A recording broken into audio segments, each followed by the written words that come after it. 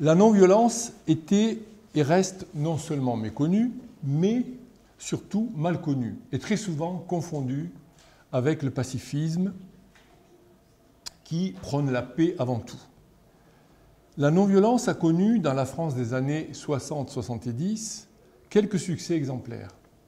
Il y a eu le manifeste des 121 contre la guerre d'Algérie, les objecteurs de conscience, l'action civique non violente de Lanza del Vasto, le manifeste des 343 pour la contraception et l'avortement, la lutte du Larzac, et puis elle a sombré dans l'oubli pendant les années 80 pour ressurgir 10 ans plus tard, en 90, Act Up 1989, le DAL 1990, Démocratie pour le Pays Basque fin 90, les faucheurs volontaires 2003, je ne détaille pas, je suppose que vous connaissez tous ces mouvements ici, à Paris, RESF en 2004, les déboulonneurs de pub en 2005, les désobéissants de Xavier Renoux en 2006, puis plus récemment ce sont les faucheurs de chaises, d'ailleurs il y a un procès, l'un d'eux passe en procès le 9 janvier en 2017, et bien sûr il faut mentionner l'explosion des ZAD,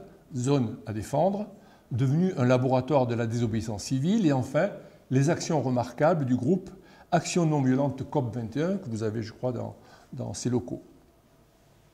Dans l'introduction du livre du sociologue Manuel Cervera Marzal, intitulé « Les nouveaux désobéissants, citoyens ou hors la loi », paru en avril dernier, s'appuyant sur le comité invisible, l'auteur avance qu'il y a une reconfiguration de la conflictualité qui montre comment, et là je cite, comment le propre des luttes consisterait à déplacer l'enjeu de l'affrontement au capitalisme afin de substituer la question du territoire à habiter à celle du salaire à augmenter, et qu'il y aurait donc une anthropologie fondée sur la notion de travail, et qu'il y a une substitution donc d'une anthropologie fondée sur la notion de travail, anthropologie partagée par les libéraux et les marxistes, je cite toujours l'auteur, le comité invisible préfère une anthropologie de la vie.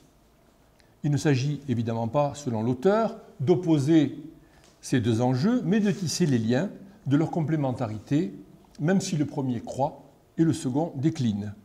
Et Cervera Marzal de souligner que le changement ne concerne pas seulement l'enjeu des luttes, mais aussi des formes des luttes, dans lesquelles on constate un recul des protestations légales au profit d'actions extra-légales, comme il appelle, et que dans le même temps, le terme générique de désobéissance civile connaît un succès grandissant. Et ceci malgré le contexte de criminalisation et de répression de tout le mouvement social traditionnel et nouveau. Si j'ai choisi d'introduire mon propos de cette manière, c'est que je souhaite l'inscrire dans le contexte que je viens d'évoquer et attirer votre attention sur 3 propositions que je verse au débat. La première, vous constaterez que ce survol, même sommaire, incomplet et partiel de l'histoire récente de la non-violence en France, s'écrit dans et par les luttes. C'est dire combien la non-violence est indissociable de l'action, des luttes, de préférence du plus grand nombre et selon des modalités de désobéissance civile.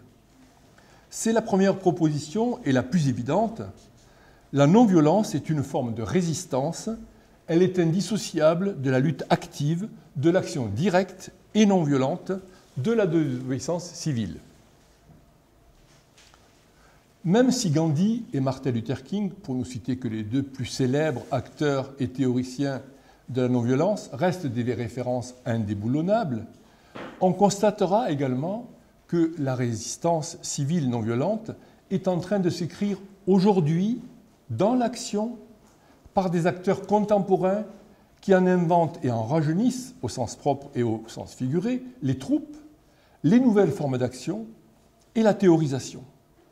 C'est ce qu'atteste l'excellent dernier numéro d'Alternative non violente, que je vous recommande vivement, publié à Chaud en septembre dernier, et dont le dossier « Diversité des tactiques dans les luttes » illustre l'actualité et la pertinence des thèses non violentes dans les luttes d'aujourd'hui, Loi Khomri, Nuit debout, COP21, Alternativa, ZAD de Stevens. Et c'est la seconde proposition La non-violence, ce n'est pas le passé, c'est aujourd'hui. La non-violence est vivante, c'est-à-dire en chantier et donc en débat, et ce sont surtout les jeunes militants qui la construisent à l'épreuve de l'action et dans de nouveaux territoires, même si c'est parfois les vieux qui en parlent le plus. La non-violente est une référence stratégique assumée de l'appel BDS palestinien. En adhérant à cet appel, la campagne BDS France, qui se définit comme citoyenne non violente et antiraciste, s'engage dans la dimension conceptuelle et stratégique non violente de la campagne BDS sous direction palestinienne. Le mouvement de solidarité à la Palestine, et la campagne BDS en particulier, ne sont ni indifférents, ni imperméables au changement de terrain de la conflictualité, ni imperméables au changement de terrain de la conflictualité sociale. Elle est, la campagne BDS, attentive à l'émergence significative des actions non violentes de désobéissance civile, dites aussi extralégales, qui fleurissent dans les nouvelles luttes du mouvement social. Bien évidemment, il ne s'agit pas, pour les militants comme pour les comités, de courir dans tous les sens, d'abandonner leurs objectifs pour participer à toutes ces luttes. Par contre, on comprendra que l'élaboration de la stratégie et des tactiques de la campagne BDS France a tout à gagner à s'inspirer des avancées en matière d'organisation, de fonctionnement et des formes d'action extralégales de désobéissance civile, des luttes non violentes de la fin du XIXe et de ce début du XXIe, et ce, malgré la criminalisation et la répression de tout le mouvement social, BDS inclus. C'est la troisième proposition. La campagne BDS France, j'encourage, doit s'emparer pleinement de la référence stratégique de l'appel BDS palestinien à la non-violence, s'inspirer des luttes non-violentes d'aujourd'hui et en développer la cohérence stratégique en l'adaptant au cadre spécifique du BDS en France aujourd'hui.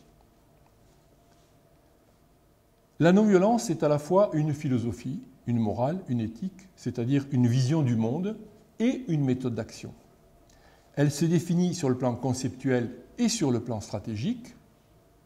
Je n'aborderai pas ici l'aspect philosophique, il y a au MAN des gens bien plus compétents que moi, et m'en tiendrai à quelques principes et notions stratégiques. Je vais essayer, donc, ces 30 minutes qui restent, je vais essayer de montrer comment le comité BDS France 34 à Montpellier s'efforce de bricoler une pratique à la confluence du contenu de l'appel BDS palestinien, y compris dans sa dimension non violente, et des thèses non violentes telles que les présente Jean-Marie Muller, fondateur du MAN, un des fondateurs du MAN, et un des principaux théoriciens de la non-violence en France. Je ne traiterai que du boycott économique, et j'espère que le temps de débat me permettra de donner quelques exemples. L'ancrage BDS palestinien dans la non-violence est incontestable. La référence figure dans le très synthétique et percutant appel de 2005. Omar Barghouti mentionne cette référence dans tous ses textes et déclarations, si bien qu'employer le terme de pacifique ou pacifisme pour caractériser le BDS palestinien est un contresens aujourd'hui. Dans l'introduction de son livre, paru en France à la Fabrique en 2011 et intitulé « Boycott », c'est celui-ci, « Des investissements, sanctions », BDS contre l'apartheid et l'occupation de la Palestine, Omar Barghouti écrit « L'appel BDS, lancé en juillet 2005, a été soutenu par une écrasante majorité des organisations palestiniennes. Ancré dans une longue tradition de résistance populaire non violente en Palestine, et largement inspiré de la lutte anti-apartheid en Afrique du Sud, il se fonde principalement sur le principe des droits de l'homme universels, comme le mouvement des droits civiques aux États-Unis. Il rejette fermement toute forme de racisme, et notamment l'antisémitisme et l'islamophobie. Fin de citation. Et plus loin, il ajoute « Si je défends fermement des formes non violentes de lutte, comme le boycott, le désinvestissement et les sanctions, pour atteindre les objectifs que nous nous sommes fixés, je soutiens tout aussi résolument le principe d'un État unitaire fondé sur la justice et une pleine égalité des droits comme solution au conflit colonial israélo-palestinien. Pour moi, dans une lutte pour l'égalité et l'émancipation, la corrélation des moyens entre les moyens et les fins, et l'effet décisif de cela sur le succès et la pérennité de celle-ci sont indiscutables. En quelques lignes, Omar Barghouti a pratiquement défini l'essentiel des thèses non violentes. Je partirai de ses propos pour développer deux des aspects qu'il mentionne. Le premier, c'est la lutte contre l'injustice pour le respect du droit et les objectifs stratégiques de l'appel BDS. Le second, l'efficacité de la non-violence pour atteindre les objectifs. Et j'en rajouterai un troisième, qui est désobéissance civile et répression. La résistance populaire non violente, nous dit Omar Barghouti, est un combat contre toutes les formes de violence, un combat pour la justice et l'égalité des droits. Un combat fondé sur la Déclaration universelle des droits de l'homme, c'est-à-dire sur les droits les plus fondamentaux, liberté, égalité, justice. Liberté pour les Palestiniens de Cisjordanie et Gaza, colonisés et occupés, justice pour les réfugiés empêchés de rentrer chez eux et égalité pour les Palestiniens de 1948, victimes d'apartheid. Les trois revendications de l'appel BDS bénéficient suffisamment de résolutions de l'ONU et de textes de la 4e Convention de Genève pour valider leur justification. Observons tout de même que lorsque la campagne BDS revendique l'application du droit, il ne s'agit pas d'une référence abstraite au droit, mais bien l'application des éléments du droit en rapport avec les trois revendications, puisque l'obtention des trois revendications est la condition d'une réelle autodétermination, qui est l'objectif et le but de la campagne BDS palestinienne, et donc le nôtre également. Le B, le D et le S sont des moyens d'action, punitives non violentes, précise le texte, des leviers permettant d'atteindre l'objectif stratégique. Donc, sous peine de détournement de la fin fixée par l'appel BDS palestinien, les moyens, c'est-à-dire les actions de B, de D et de S, ne peuvent être dissociés de la finalité stratégique de cet appel, ni utilisés pour revendiquer autre chose que les trois revendications, avec au final l'autodétermination. Les trois revendications, donc c'est fin de la colonisation, retour des réfugiés et fin de l'apartheid en Israël pour les Palestiniens d'Israël, on en a parlé tout à l'heure, ces trois revendications dont on ne dira jamais combien elles sont indissociables, puisque constitutives de la réunification des trois composantes du peuple palestinien. Et cette question n'est pas anodine. Je vous renvoie à l'article d'Ali Abounima, publié dans Electronic Intifada et sur notre site BDS France, sous le titre « Le boycott de l'occupation ne suffit pas », qui dénonce une opération de détournement des objectifs BDS menée par les sionistes libéraux aux États-Unis. Donc c'est une question d'actualité. Le comité BDS France 34 mentionne régulièrement les objectifs stratégiques dont je viens de parler du boycott. Lors des actions de boycott de l'entreprise des fruits et légumes Méadrine, il nous arrive de mettre en avant le blocus de Gaza, les réfugiés, la situation des prisonniers ou encore les discriminations subies par les Palestiniens de 1948 en Israël. C'est-à-dire que nous considérons que, par exemple, les motifs et les arguments de boycott ne sont pas à rechercher intrinsèquement dans la nature des produits ou de l'entreprise à boycotter.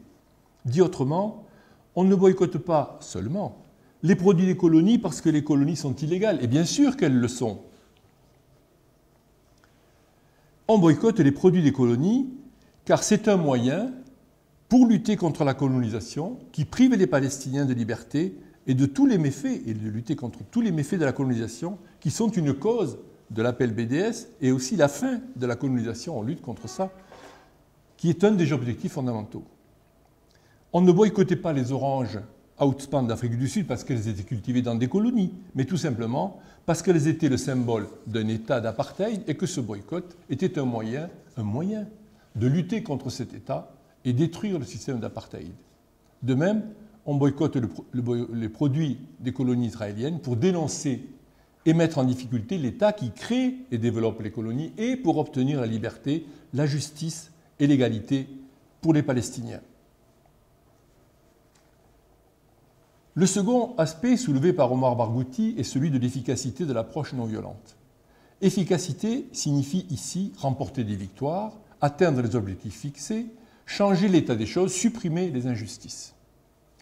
Il faudrait plus d'une conférence pour approfondir ce sujet qui recouvre l'ensemble de la stratégie non violente.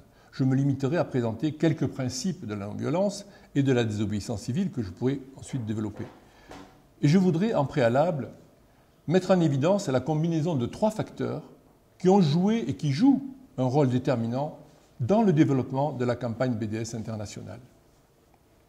Tout d'abord, il s'agit de l'explosion politique du cadre d'Oslo. Jusqu'en 2009, alors 2009 parce qu'après la guerre contre Gaza en 2009, c'est là que le mouvement de BDS a démarré véritablement en Europe et même dans le monde. Jusqu'en 2009, le mouvement de solidarité à la Palestine était globalement sur une position de dénonciation des infractions d'Israël relatives aux accords d'Oslo. L'attaque de l'hiver 2008-2009 contre la population civile de la bande de Gaza et la lucidité de la colère populaire balaient les dernières hésitations et Israël est désigné de sa vraie nature, un État raciste et criminel, un ennemi dont il n'y a rien à attendre de spontané et qui ne changera que sous une forte pression internationale. Ce basculement, cette prise de conscience, s'accompagne de l'explosion du cadre politique d'Oslo, ouvrant ainsi l'accès à l'horizon politique de l'appel BDS. Rappelons tout de même que l'approche non violente s'attaque au système, aux institutions, aux États, aux lois, etc. Et pas aux sociétés, aux peuples, aux groupes religieux ou aux catégories sociales. C'est important de le préciser. Elle ne vise pas les personnes, mais leurs fonctions. C'est ce qui rend possible de nouvelles relations entre personnes, groupes sociaux, religieux, etc., qui s'opposaient une fois que les lois ont été changées ou le système ont été modifiés. Le second point, c'est une nouvelle approche non violente de la question de la Palestine. La prise de conscience sur la nature de l'État israélien trouve et puise les arguments de son développement dans la découverte de l'appel BDS et en particulier dans le changement de registre introduit par la nouvelle approche non violente fondée sur les droits.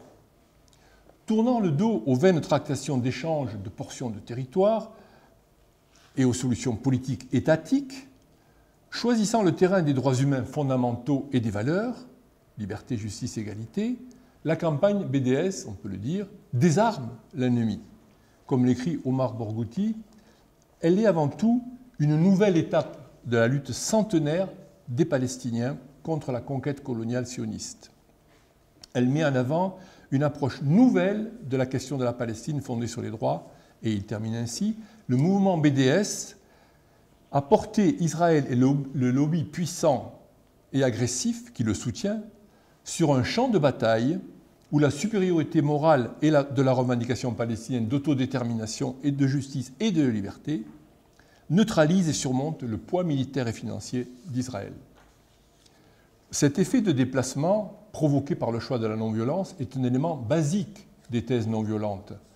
Jean-Marie Muller écrivait déjà en 1981, dans Stratégie de l'action non-violente, « La non-violence déplace le débat et oblige l'adversaire à l'accepter à un niveau où il sera contraint à la défensive pour se justifier de l'injustice qui lui est reprochée. » On verra également plus loin combien ce déplacement est important face à la répression. La conjugaison de ces deux éléments, c'est-à-dire la désignation d'un État dont le système est à combattre radicalement, et le choix des modalités d'action, punitives non violentes, c'est le terme exact de l'appel, pour mener ce combat, dévoile un nouvel horizon politique, décuple les énergies en libérant l'agressivité, que les non-violents distinguent de la violence, et met le mouvement de solidarité en position offensive.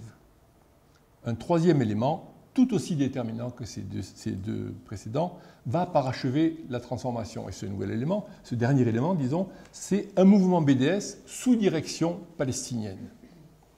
Avant le BDS, le mouvement de solidarité était soumis à des demandes locales palestiniennes sans vision d'ensemble. Nous étions suspendus aux aléas du prétendu processus de paix et surtout des violations incessantes des accords et des engagements non tenus par Israël. Les cibles étaient en Palestine, le mur, les vols de terre, d'eau, de massacres, etc. Ici, on informait, on dénonçait et on exprimait notre colère, nos condamnations pour ce qui se passait là-bas. L'appel BDS change la donne. Il affirme une position stratégique globale et une demande de la société civile, on l'a dit, doublement représentative, en nombre, 170 associations de la société civile, et en qualité, puisqu'elle rassemble les trois composantes du peuple palestinien. Avec le BDS, les Palestiniens nous demandent de passer à l'action directe ici, en France, contre des cibles israéliennes en France, et contre leurs complices en France également. Nous ne sommes plus seulement dans une démarche de solidarité exogène pour les Palestiniens là-bas, contre les violations commises là-bas, mais nous sommes dans l'action avec les Palestiniens ici, car il s'agit d'ouvrir ici, dès maintenant, un front de lutte sous direction palestinienne qui construit un rapport de force local, national, européen et mondial contre Israël, et ce, conformément aux termes et objectifs d'un appel qui constitue désormais le cadre stratégique, tactique et politique, pratique, de la solidarité à la Palestine. Cette direction palestinienne d'impulsion des luttes, d'affirmation, voire de rappel des objectifs stratégiques, est respectueuse des choix tactiques relatifs aux conditions concrètes des pays. Les Palestiniens du BNC, c'est-à-dire le Comité national boycott palestinien, exercent cette direction, je mets des guillemets, respectueusement mais fermement, dans l'ensemble du mouvement BDS. Et le mérite des succès extraordinaires remportés leur revient en premier lieu, il faut le reconnaître. Ils prouvent la justesse de leurs hypothèses, ces succès, et le génie d'avoir conçu une telle campagne planétaire dont l'appel tient en moins de 2 pages. Je ne sais pas si vous l'avez lu, ça tient 1 page et demie. Ce n'est pas pour rien qu'Israël interdit les déplacements de nombreux animateurs du BDS palestinien, dont Omar Barghouti, pour lequel un ministre israélien n'a pas hésité à préconiser son élimination physique. On en est là.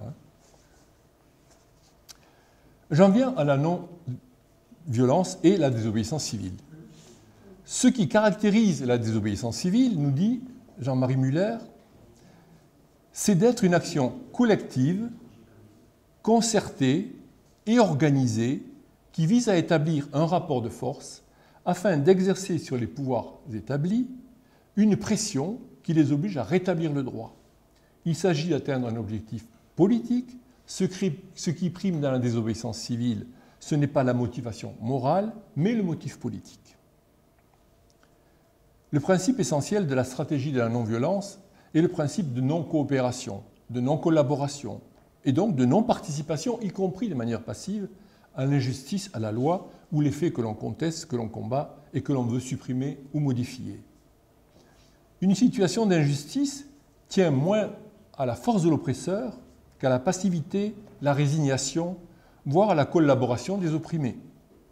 Et contrairement aux idées répandues, face à l'injustice, les réactions de violence ne sont pas le danger principal, mais c'est bien plutôt la passivité, l'acceptation de l'injustice.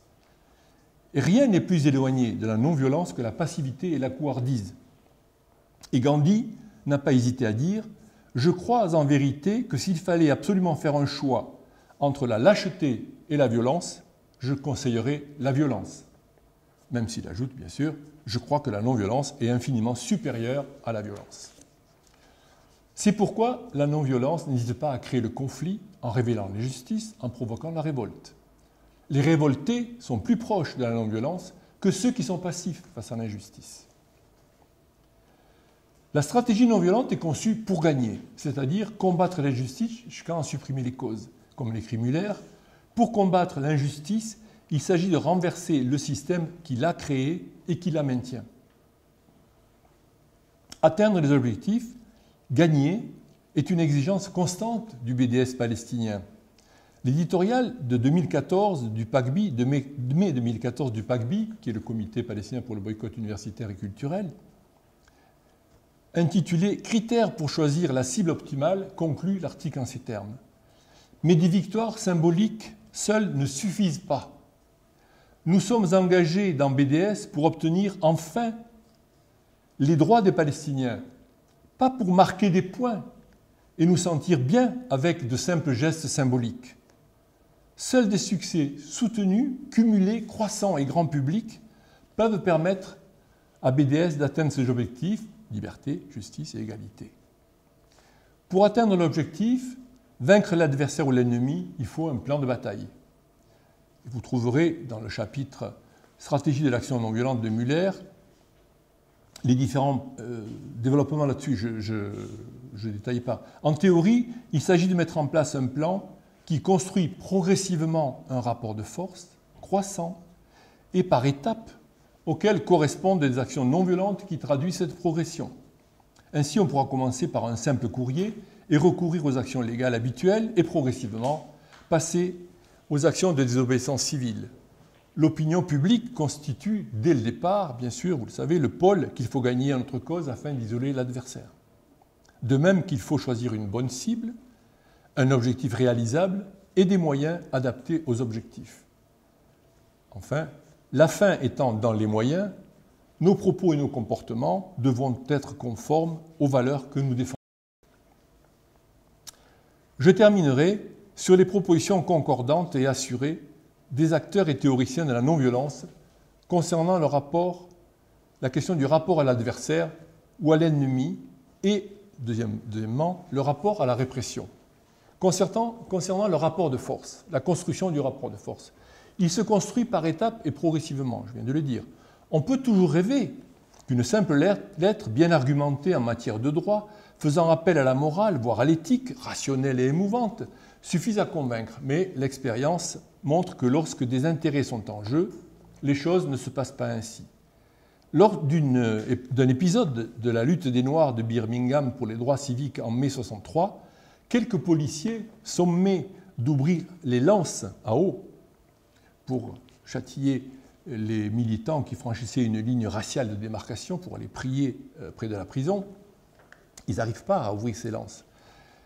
Le commentaire de Jean-Marie Muller est celui-ci.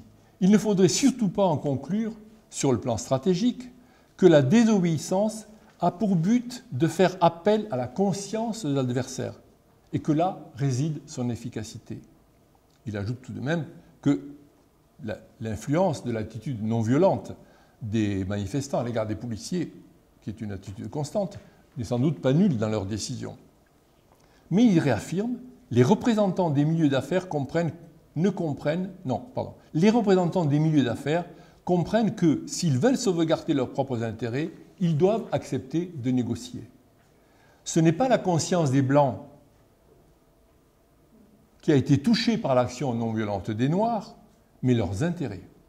Ce n'est pas la force de la justice, c'est regrettable, mais c'est comme ça, qui a fait céder les Blancs, mais la contrainte de l'action, nous dit-il. Une partie du syndicalisme, peut-être minoritaire aujourd'hui en France, s'est forgée dans ce même constat lucide de la nécessaire contrainte et du rapport de force pour obliger le patron, les chefs d'entreprise ou le gouvernement à céder aux revendications. Aussi, on ne peut pas dire que cette vision des choses soit l'apanage exclusif des non-violents, même si cette position courageuse non-violente et combative de la non-violence est peu connue. Par contre, le rapport de la non-violence et de la désobéissance civile à la répression est une caractéristique spécifique de ce courant. Et c'est peut-être là que la désobéissance civile prend tout son sens, démontre sa puissance et son efficacité. Une campagne de désobéissance civile bien construite et intensive vise à provoquer un conflit ouvert qui débouche sur un blocage. La contrainte exercée sur l'adversaire l'amène à un point de rupture qu'il ne peut surmonter que de deux manières, soit en cédant sur les revendications, soit en faisant appel à l'intervention répressive de l'État via la police et les tribunaux pour que cessent les actions de désobéissance civile. En effet, la répression d'une campagne qui défend une cause juste avec des moyens non violents est perdante sur l'opinion, sur au moins deux tableaux. D'une part parce qu'elle s'oppose à une cause juste, et d'autre part parce qu'elle use de violence policière ou de la violence que constitue l'atteinte à la liberté d'expression contre des militants qui, eux, sont du côté de la justice, voire du droit, et usent de moyens non violents. La poursuite et l'élargissement de la campagne de désobéissance civile, l'affirmation des revendications, va mettre l'adversaire, l'État, en situation difficile. S'il n'intervient pas, on peut s'attendre à un développement de l'action, puisque rien ne la freine. Et même l'État pourra être accusé de faiblesse par les opposants à la cause des désobéisseurs. S'il intervient par la répression, il ternit son image et peut ainsi s'attendre à un développement du soutien, de sympathie pour les désobéisseurs injustement réprimés. Nous l'avons vu, l'expérience montre que lorsque les intérêts économiques sont en jeu, les adversaires ne cèdent qu'après avoir essayé toutes les autres possibilités. Ce qui amène au constat suivant. Puisque la campagne de désobéissance civile va se trouver confrontée à la répression, il faut admettre que celle-ci fait partie intégrante de la bataille, et donc elle doit être incluse, intégrée dans le plan de campagne. Jean-Marie Muller n'hésite pas à écrire que non seulement il faut compter avec la répression, mais qu'il faut compter sur la répression, qu'elle est nécessaire à l'efficacité de l'action. Ce défi à la répression nous vient de Gandhi, qui avait lancé le mot d'ordre « Remplissez les prisons ». La fonction du défi, écrit Simone Panterbrink, est d'amener la répression à défendre un indéfendable abus